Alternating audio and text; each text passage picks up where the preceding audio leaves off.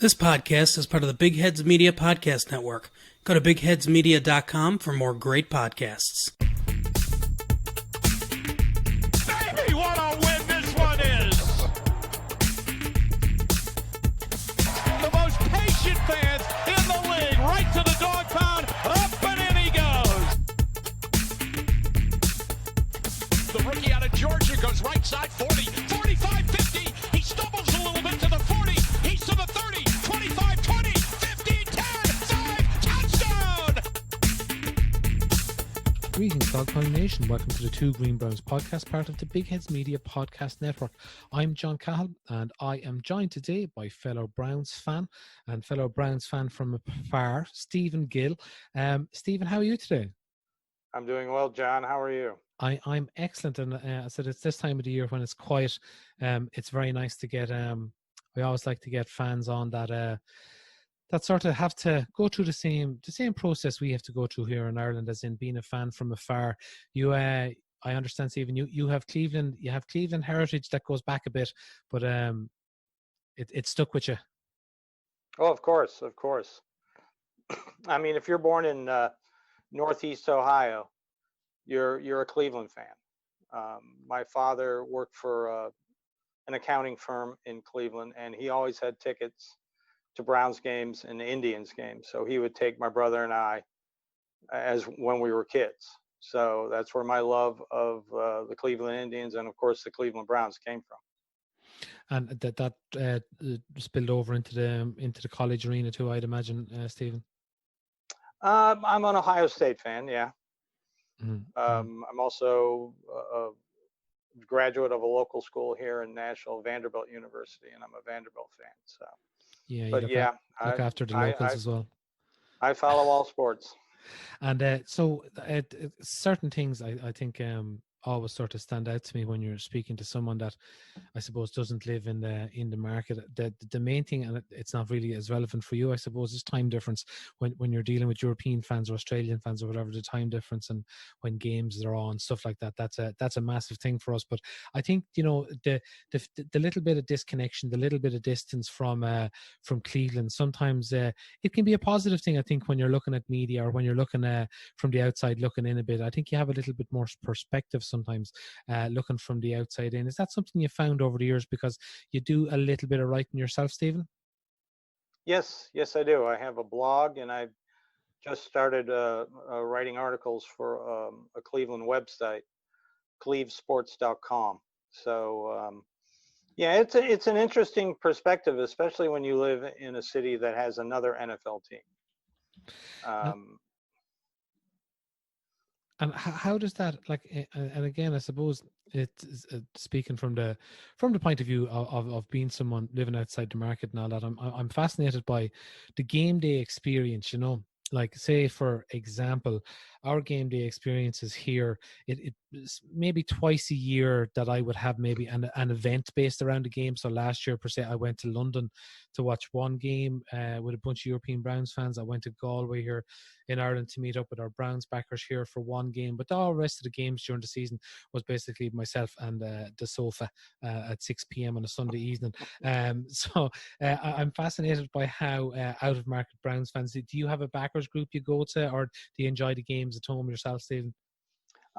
Yeah, we have a Browns backer club here in Nashville. It's the Middle Tennessee Browns backers. They were started in 1988. I'm an original member, one of three left who still go to the club. I'm a former president of the club. So yeah, it's luckily here in Nashville, we're on the Central Time Zone. So a 1 o'clock game in Cleveland starts at noon. So that's good because you can get out of the bar a little earlier. But because of the popularity of the Browns, the first 2 or 3, 4 games, especially if they're playing well. I'll give you an example. Last year's game 1 against Tennessee, we had 345 people in the bar. Wow. The bar opens up for the Browns backer officers and president at 10 so they can start setting up, and starts letting the fans in at 11 so everybody can find a seat. So to find free parking in downtown Nashville on a Sunday I usually would get to the bar about 9 o'clock and just sit in my car and wait till the bar to open up. Wow. Wow, it's that tough to. I suppose Nashville. I suppose it's one of these like from I don't. And again, I've never actually been to the States. Never mind Nashville, but it has a reputation as being one of these towns. You know, it would be high up on my list of places to go. Was I to go to the States for a bit of a party of a weekend? Is that the case, Stephen? Is it a party town at heart? Oh, of course. We have a section of downtown called Lower Broadway. Everybody just calls it Lower Broad. That's where all the bars and honky tonks are. Last year, when the draft was here in Nashville, the Brownbacker Club had a party prior to the draft Thursday at a bar that is co-owned by country star Jason Aldean. And the reason they got a private room was because the general manager of the place was a Browns fan. And he set up a private room, and it was open for the entire weekend that the draft happened. So that was nice. Usually on game days, Saturday, like this year when the Browns come to play the Titans, the club will set up a party at the bar we have Saturday night. It's called the Doghouse Saloon, coincidentally, which I always thought was kind of appropriate. And then we'll have a big tailgate party next to the stadium with barbecue and beer and you name it. It's a big weekend. And being so close to Cleveland, if you fly here, it's a nonstop on Southwest, and it's an easy drive. It's a one-day drive. Most fans who come into town for the game, they'll get here on a Friday and not leave till Monday. I love the way you referred to a one-day drive as an easy drive, Stephen. That's just it is from Cleveland. I've done it before. It's like a 8.5 hour drive if you don't run into any construction, which is always construction. But I always find it funny, and I think it's from the perspective of someone like, you know, if you're on our little island here, you can probably drive from Cork to Donegal in somewhere maybe like 5 or 6 hours, which would be the total length of the country, you know. So and it always and before it's like I've heard people saying, like, you know, when Irish people go to the States, you might be in New York and something might be going on in Las Vegas, and someone might say, "Oh, should we just go to Las Vegas?" And Irish people don't understand the enormity maybe of getting from one side of continental US to the other side. It is quite vast. So I suppose when you say it's close and it's a day's drive, like it does make sense, but it takes a little time to wrap your head around that. Stephen, tell me this. This is a weird off season. It's a weird off season for many different reasons, and supposedly the virus outbreak and stuff like that has made it even more strange. But from a Browns point of view, this is a very, very quiet. Now, after a bit of I suppose we had all the changing around upstairs and behind the front office at the beginning. Then we've had the draft, and things have ground to a halt, really, news-wise and stuff like that. So it's a good time to take stock and have a little look back. We've had our quarterback, who's been constantly in the media, I suppose, really over the last 2 years. We haven't heard a peep out of Baker Mayfield in months, which I think is fantastic. It's great, you know, that there's no headlines there anywhere. We are long since rid of the Josh Gordon type off seasons, which we had become accustomed to. How do you find this non-eventful Browns off season thing? Well, it has been tough. Luckily, they had a great start to free agency, so you could talk about that. Then everything kind of calmed down a little bit, and then, of course, as you mentioned, the draft, a virtual draft, which I thought was fantastic. And now like you said, we're waiting for the facility to open. A lot of facilities are opening slowly. The Browns have chosen to wait a while, which I agree. Yeah, it's been a tough off season, but you can always talk about Javon Clowney. I mean, yeah, there's I suppose, like there's a couple of I think there's a couple of openings still there. I suppose just to move on to potential news, I suppose, Stephen, coming up in the weeks coming, we have Jadeveon Clowney and Everson Griffin still sitting there in the free agency market. We have been strongly linked with Nigel Bradham at certain points of the off season. I think the linebacker room is somewhere we could strengthen. I was looking at an article from Over the Cap there in the last few days, and they were explaining what a great position the Browns are currently in cap wise, and also the fact of I'm quite aware we have players to re-sign, but there's no one I think is coming up for re-signing in the next year, really. Only Miles. I don't think anyone else is going to be re-signed in the next 12 months, in the next 18 months, maybe in the next season and a half. We're going to be looking at Denzel and Baker as well. That there are players there that will need re-signing, but at the moment when we have the cash, I think my opinion would be maybe go out and spend a little. Oh, I agree. The big thing that's holding up signings right now are physicals.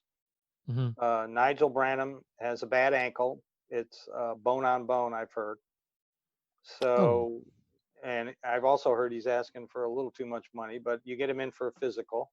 Mm-hmm. I mean, it didn't stop him from go ahead and signing Carl Joseph on conditions that he would later pass the physical.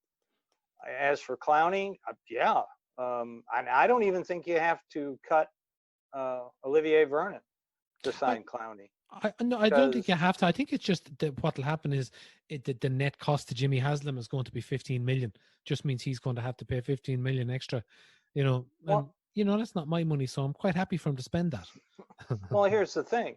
You can backload Clowney's contract like they did with Conklin and Hooper, where they get more money in year 2 and year 3, and Vernon comes off the books next year, and then you've got an additional $15 million. Mm-hmm. Plus, if the NFL decides to play a 17th game and work out a new TV deal for 2021, that's an additional $2-3 billion in revenue to the NFL. So the salary cap's going to go, let's see, it was 198.2 this year. It could go as far as 240 million per team next year.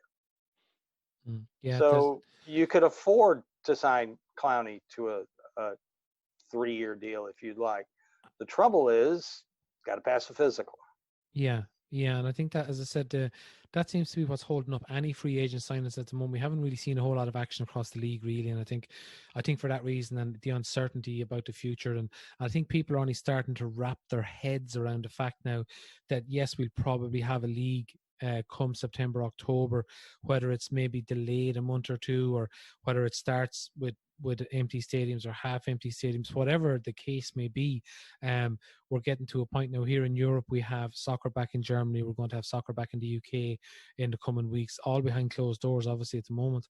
But it just shows you that everything probably won't grind to a halt, and that the TV revenue is probably still going to be there, but not so much maybe the gate revenue that the teams are used to. But again, to go back to the cap at the moment, like what you're saying about Clowney, like I would say the big stumbling block at the moment for Clowney is what he wants. He apparently wants a longer deal. He wants more money over a longer period of time. I don't think he wants to take a 1-year prove-it deal. I think he wants something locked down for a few years. And it's whether the Browns, I suppose, are willing to go to that. But if they organise the money correctly, like what you're saying, Vernon can come off the books next year, and that money can directly go to other players. Or they're probably looking at some point maybe that money goes directly into Myles Garrett's pocket. And we don't miss that chunk when it comes to re-upping Myles, because I suppose really at the minute, Steve, do you think Myles Garrett is probably the only slam dunk player on the squad at the moment that we're re-signing to a big contract? Like, Denzel and Baker are there, and I'm not saying it's a prove it thing, exclusively for Baker or whatever, but I would say there's no major decisions made about Baker's future until the season is played. Yeah, they're going to have to decide to pick up his and Denzel Ward's fifth-year option next year. But Myles Garrett and Nick Chubb, I would say, would be the top two players to sign to a new contract. Do you believe the Browns are going to sink that kind of money into a running back, Steve? Sure. Yeah. I think so. I think so.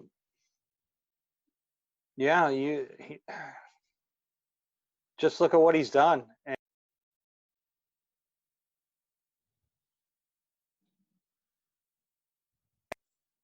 I think you can sign him to another contract. I don't think it's going to be like a 5-year deal or something longer. It may be just like a simple 3-year deal. But I would. And as for Myles Garrett, he's going to get $25 million a year probably. The earlier you sign him, the cheaper he is. If you wait, his price tag is going to go up. So I agree fully. I think Miles is the important one there at the moment. I think I've got sucked in a lot the last few years with positional value and stuff with regards to running backs and the recent history of running backs getting paid, and what you're getting for that price, the production you're getting for that price. It sort of scares me a little bit for Chubb's future with the Browns, with regards to, is he a player they're going to keep for 4 years and let walk, at the end of a very productive 4 years, and let someone else pay him the premium contract for the next 4 years and see what happens. And we look at the likes of Gurley and that in recent past there, and it's a bit, I think, when we have the front office we have in there now at the moment, I think it's something to keep an eye on. Well, you look at the situation here in Nashville with the Titans. They franchised Derrick Henry. They're going to try and work out a longer-term deal. He's not the same type of back Chubb is. Chubb is a 3-down back. Henry is a 2-down back who's taken a lot of hits. Sometimes you've got to ride the horses that get you to the victory. I think Chubb is an important signing, but like I said, I think they've got to get something worked out with Myles Garrett and do it soon. I think they can use the incident with Mason Rudolph to kind of bring his price down. But if they show a commitment to him, I think he'll be the highest paid defensive end in the NFL. And as for Chubb, he just impresses me as a guy that wouldn't ask for Ezekiel Elliott money. He just impresses me as a team guy. And that's why I think he might be easier to sign to an extension. Yeah, he's a player I admire a lot, and partly because of, I love not hearing from players, Steve, and I don't mean that. I don't mean that in a negative way. I don't want players to sit down and shut up or whatever. I want players to get on with it, and I think Chubb is the epitome of that get on with it attitude. And I saw a quote there recently when he was asked why he didn't comment or post on social media, and I think the quote he had said or something was, "You don't see Lamborghini advertising their cars." No, that's what he said. They don't advertise their cars; they sell themselves. Yeah, exactly. So I think that's a very good analogy for Chubb. But I think Baker and Denzel are going to be interesting. Denzel Ward, he not that he's injury prone, but the concussions are concerning for his long-term career in the NFL. Sort of an injury riddled few years that he's had. I'd love to see him go through the season and not have as much pressure on at the position. And I think the way that room is stacked up at the minute, he may not be under as much pressure to be on the field as he has the last few years. The Browns have transitioned from a position where every player who was drafted was more or less seen as an essential starter the next year, to a point where the players that were drafted were competing strongly for places, to a point now where that anyone who was drafted that's coming in, barring our new left tackle, are in a serious conversation for a place like that. They're going to have to fight for it. that I think is very good for the likes of Denzel Ward, who don't have to carry that room on his back anymore. And not that he was really, because he didn't get the opportunity to with the injuries. So it'll be an interesting year cornerback room wise. I think Denzel is someone that could walk away from this season having a very, very good year. I think people may have forgotten about him a little bit. He's like a bit of a forgotten man. I would agree with that. Where he was taken, everybody talks about Baker, because Baker went 1 and Denzel went 4. I personally, I really like how the secondary is shaped up this offseason. I think based on free agency and the draft, that our tackling problem is over. These guys hit.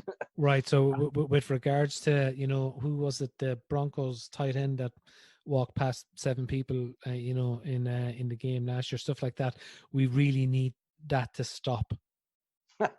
We need that to stop, and we also need to have quarterbacks stop scoring from the 20-yard line, running into the end zone. Yes, that'd be nice. When Fitzgerald from Miami scores 18 yards out on a rushing touchdown, you got tackling problems, and that's just plain simple. You have defensive problems, but I really drank the Kool-Aid last year, and I regret it. So this year I'm taking a little bit more of an apprehensive look at things, but I just like and I'm going to use a baby boomer term. I just like the vibe of how this team is going right now. They're not being talked about a lot, which I like. Players are, like you said, Baker's keeping quiet. I really like the fact that he got a practice going down in Texas with his receivers quietly. You didn't hear much about that. You heard about Tom Brady last week in a private school in Tampa getting all these people together, but you didn't really hear about Baker the week before doing it, which I like that. As for you were mentioning Denzel, he's always quiet. I think the 2 corners, he and Greedy Williams are. I mean, you look at the secondary; they could start 2 first-rounders and 2 second-rounders in their secondary next year. And a lot of people forget that I believe game 1 was the only time they had their secondary intact all year last year. Yeah. You go back and you look at that game in Baltimore, only Randall was the starter at safety. The other 3 guys were backups. And we still hung 40 on him and kind of held Lamar Jackson in check. He was going to get his yards anyway, but still. But you look at last year as well, Steve, when we got to those, like, we were in positions where Terrence Mitchell was our number 1 cornerback, at certain points in the year, and what we had behind him was not a lot, so this year they've added some good depth there with Kevin Johnson and Donovan Olumbu, guys like that. We have potential there with AJ Green coming in, our undrafted free agent star of the show for the undrafted free agents, apparently AJ Green. And we have Tavier Thomas, Robert Jackson still there from last year, Donnie Lewis Stewart Jr. still there. So like that room, there's a little bit of depth there. I've seen potentially possible talks of Mitchell being moved on. If they like the other guys in their contract situations are better, I can see that happening at some point.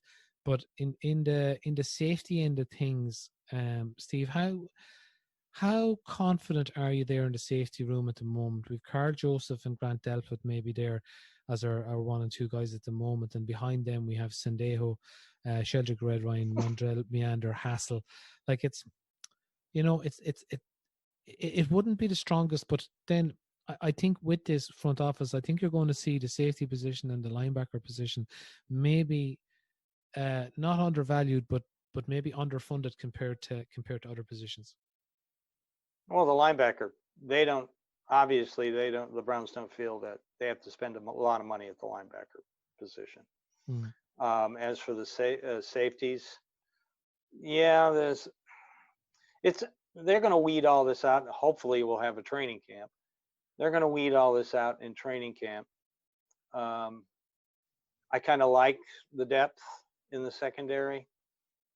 Yeah, the linebacker, like you said earlier, kind of scares me because we really don't know what Taki is going to do. Um, Brandon Phillips, who is from here in Nashville, he played at LSU, but he's from here in Nashville. He only missed, I believe, like about 5 tackles in his last 2 years at LSU. I mean, you see a trend in the signing in these draft picks. These are guys who are not afraid to tackle. And even though the depth isn't the greatest in the safety, past those guys, they've had success in the past picking guys up late in training camp. So right now, I'm like I said, the only question I have about this entire roster would be the linebacker room. Yeah. I mean, I love Mac Wilson. He was a steal in the 5th round, but he's got to get better at coverage. Yes. And BJ Goodson is not a good cover guy. He's a run stuffer. Yeah, he's a run stuffer. Like again, behind them you have Tay Davis, special teams ace, fair enough. Jermaine Grace, he's probably playing about his level there as 4th or 5th in the depth chart, and Jay Ajayi's brother Solomon Ajayi coming in there in the undrafted free agent and the things. Yeah, it makes you look a little, makes you wonder a little bit at linebacker there. A veteran presence in that room, the likes of a Bradham, I think could make a big difference, and for small money comparatively across the rest of the team. Before we move off the squad for the moment, Stephen, who are the players, say, between free agency and the draft? Who are the couple of guys you're looking forward to seeing in a Browns jersey next year for the first time? Well, Jack Conklin, Austin Hooper, the tight end from Atlanta, and I'm a huge Grant Delpit fan. I did a few mock drafts, and I didn't have him I thought he would go in the 1st round. I literally thought he would go in the 1st round. And Jordan Elliott out of Missouri. A lot of people don't know about him. Defensive lineman. He's a tackle, not a rush end. He has got such a quick first step off the line of scrimmage. Living in SEC country, Vanderbilt's a member of the SEC. That's the games you get here in Nashville. You get all the SEC games. And he played at Missouri, which is an SEC school. I think he is very undervalued, and I'm looking forward to seeing him. And I'm really looking forward to see what Donovan Peoples-Jones does. I think that's very interesting, Stephen, because you picked 2 of the players that I have on my list that I was going to speak about. Oh, really? Which 2? And first of all, Jordan Elliott. In every mock draft I did this year, I had Jordan Elliott in the 2nd, 3rd, and 4th rounds. Wherever he spilled over, I was generally picking him up. Look at his PFF stats. Look how many times he gets to the quarterback. Look at the speed of the first step, the penetration up the middle. I think he's going to be a hit with the Browns. I think he's going to be one of the players that I think has an opportunity to shine first year around in a very stacked defensive line. He can show I think in sub packages and whatever he's put out on the field that he can get there and he'll get to the quarterback. So very, very excited to see Jordan Elliott. And Donovan Peoples-Jones, someone I had going much earlier than he went. Now there's a flip side to that. There's obviously a reason he's went a bit later. I think there's things like separation, that he may not have got great separation, blah blah blah. But for me, Donovan Peoples-Jones, as at the very least, as someone who can go high point the ball, catch the ball, I think he can be very, very useful in this defense, and I can't wait to see him with someone who's going to throw the ball to him and not 5 yards away from him. I think that's going to be very, very interesting to see. And also one other of the new guys coming in, I think Harrison Bryant at tight end I think he fell comparatively to where a lot of teams thought he was going to be. So I think he was a bit of a steal there. And for what the Browns are going to do and for the system they're going to use, you can't have enough of these tight end guys here. And my last guy I'm really looking forward to seeing, Andy Janovich. I think we're going to see Oh, a yeah. hell of a lot of Andy Oh, Janovich this gosh. year. Browns So fans and their love for fullbacks. it's a thing. It's a thing. It is a thing. Nobody understands that. Yeah, no, it's a big thing, and like I suppose like one of my favorite players in the league is Kyle Juszczyk, and he's a native Ohioan as well, I believe, isn't he? He's a local Yes, guy, he is. and it would have been a dream to see him coming in there for what he's done for the run game in San Francisco. I'm hoping Andy Yanovich, because San Francisco do not have running backs like we have. We have better running backs than San Francisco have, but their running game were able to utilize the backs they had in such a fashion. If we can get a similar thing going where we're going to have Janovich, Chubb, and Hunt on the pitch at the same time, and get your out wing T offense going. Get a few interesting plays going with all those guys on the pitch. I think it's going to be very, very difficult to defend against. But much like yourself, last year, Stephen, I found myself I wasn't drinking the Kool-Aid; I was swimming in it. And at this point, at this point of the year, like once Odell Beckham had been signed, I remember thinking to myself, remember going through the schedule and thinking like, well, it's easier just to pick out the games we're going to lose, because that's only going to be a few, and I think like a lot of us, Stephen, we got our asses slapped a little bit last year, and much like yourself, I'm a little bit more on the fence this year. So just to talk about your aspirations for the season, talk to me about where we're going to get the wins in the conference, and then how many wins you think we're going to need, or how many we're going to get, and how many we're going to need to waltz our way into the playoffs. Well, I hate doing this. I swore I wouldn't do this year. Yeah. I think 10 wins are possible. Yeah. The first game is going to be tough in Baltimore. We need to have a training camp so Stefanski can get his offense installed, and so we're ready for that. But if there are no fans in the stand, that makes that game a lot easier. The middle of the schedule is really nice. You get a good bye week. You're going to have some tough teams in there, but you're at home a lot. I don't like the two games in New York back to back, but they're both winnable games. I can see them. And of course, the game here in Tennessee, by that time, if Tennessee's out of it, plenty of seats will be available. Believe me, Tennessee fans sell their tickets even when the team is winning quicker than any fan base I've ever seen in my entire life. But I think they can go 10-6, and I think that gets them into the playoffs. With the expanded playoffs this year, I think they could get in. You've got to wonder, if you look at the AFC North, Baltimore, will defenses finally figure out Lamar Jackson? Because we're talking about NFL defenses. They tend to figure players out pretty quick. I think some of Baker's troubles last year, besides crappy coaching, was defensive coordinators figured him out. Ben Roethlisberger, he's an old man with arm problems. Old quarterbacks with arm problems don't usually come back, but he's Ben Roethlisberger. And then you got a rookie in Cincinnati, and they tried to put as much talent around him as possible, overspending at times. But I think they could go 10-6 and make the playoffs. Will they win the AFC North? Ask me after the first game against Baltimore, and I'll tell you. But yeah, I think they can make the playoffs.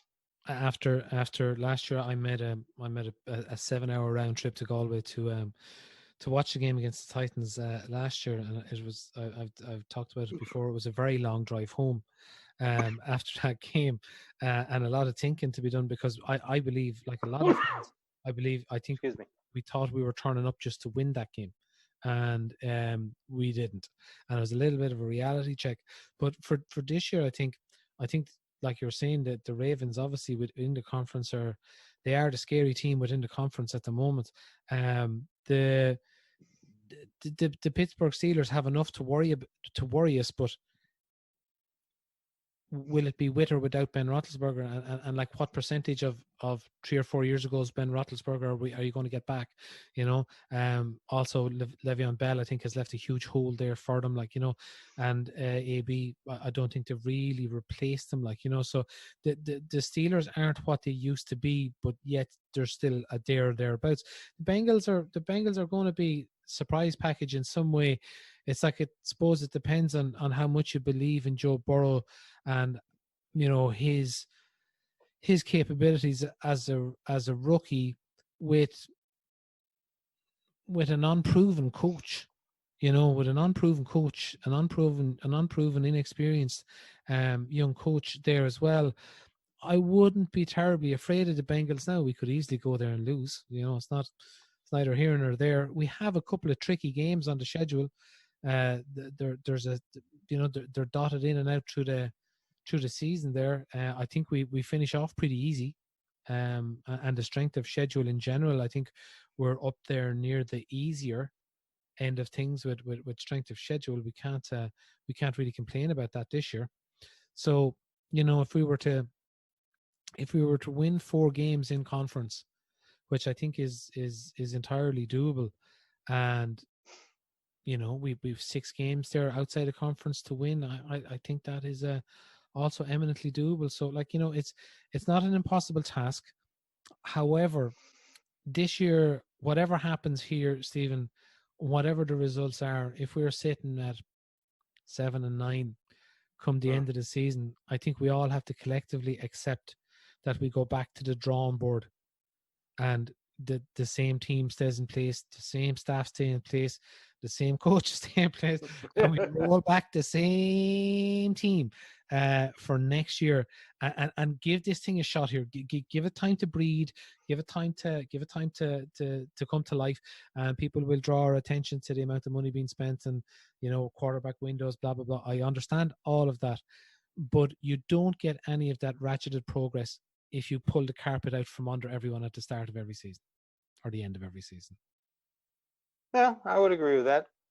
My big thing, and it's always my big thing, and is one thing that kept myself, I kept level-headed last year, as I sat in the Brownsbacker bar for game 1, and everybody's all pumped, and we're going to make the playoffs and all this. My before that game against Tennessee, the only thing I had to say was 118-1. That's what the record is, game 1, going into last season. Now it's 119-1, and that's what I'm keeping in the back of my head. Now, can they go into Baltimore and change that? I don't know. I got to see training camp. I got to see exhibition games.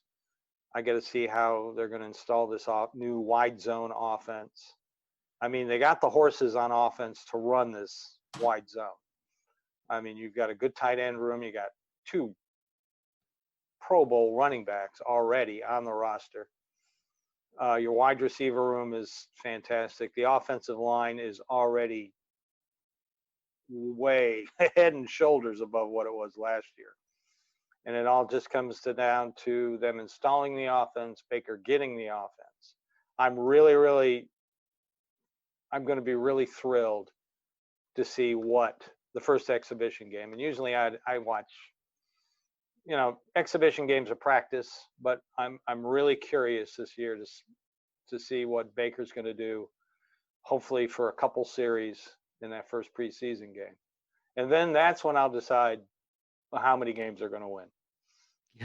Yeah. No, I think it's good practice to maybe wait till game 5 or 6 to formulate your opinions on how you think the season is going to go. Because I had a much better idea at that point of the year. Anyway, but look, Stephen, thanks very much for joining us today. Tell us before we go where we can see your work. Oh, sure. Well, I have a blog. I've been writing it for almost a year. It's Dog Pound South. Of course, you spell dog DAWG. dogpoundsouth.net.